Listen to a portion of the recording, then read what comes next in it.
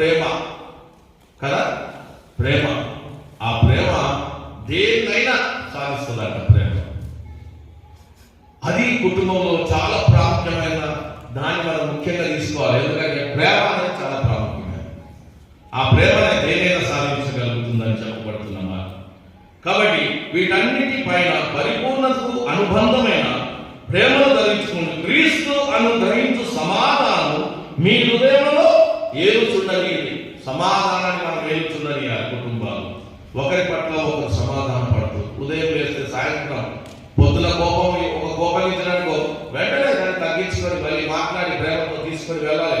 పిల్లలతో కానీ, భార్యతో కానీ, రక్త సంబంధులతో కానీ, తోబుట్టుతో కానీ, చుట్టుపక్కల ఉన్న వాటితో కానీ దాన్ని పెద్దగా పెట్టుకొని 2 రోజులు 3 రోజులు ముందు పెట్టద్దు. బ్రదర్ సారీ క్షమించాలని క్షమించాలా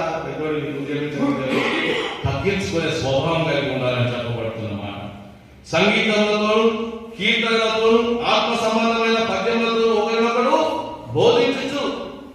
కీర్తనలు అంటే పాటలు కాదండి. కీర్తన అంటే దేవుని యొక్క వాక్యం. మనం చదువుతున్నటువంటి కీర్తన భాగాలు దేవుని గ్రంథంలోని గ్రంథాలను చదువుతూ ఒకరితో ఒకరిగా బోధించుతూ బుద్ధి చెబుతూ కృపా సహితంగా మీ హృదయంలో దేవుని గురించిన జ్ఞానం చేయొచ్చు. సమస్త విధమైన జ్ఞానంతో క్రీస్తు వాక్యం మీలో సమృద్ధిగా నివసింపండి. అందుకే కుటుంబాల్లో ఏముండాలంటే దేవుని వాక్యం ఉండాలి, దేవుని ప్రేమ ఉండాలి, దేవుని సమాధానం ఉండాలి, దేవుని ప్రార్థన ఉండాలి, దేవుని సహవాసం కుటుంబాలు ఉండాలి.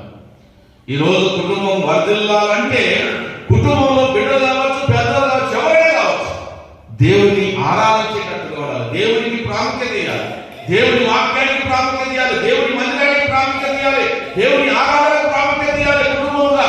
అప్పుడే కుటుంబం వర్ధిల్లుతుందని దేవుడు తెలియజేస్తున్నాడు.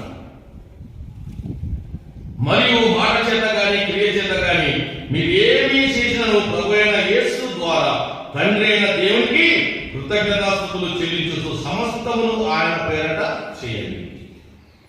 మనం ఏది చేసిన కుటుంబం ద్వారా దేవునికి మహిమ వచ్చేటట్టుగా దేవుని పట్ల మనం చేయాలని దేవుని వాక్యం సెలవిస్తుంది. అందుకే ఈ వాక్యాల్లో పౌలు స్పష్టంగా చెప్పబడుతున్న మాట కుటుంబానికి అవసరమైన గుణాలను ఆయన తెలియజేస్తారు. ఏంటా గుణాలంటే కరుణ కలిగి ఉండాలట, దయ కలిగి ఉండాలట, వినయం కలిగి ఉండాలట, ఓర్పు కలిగి ఉండాలట, క్షమ కలిగి ఉండాలట.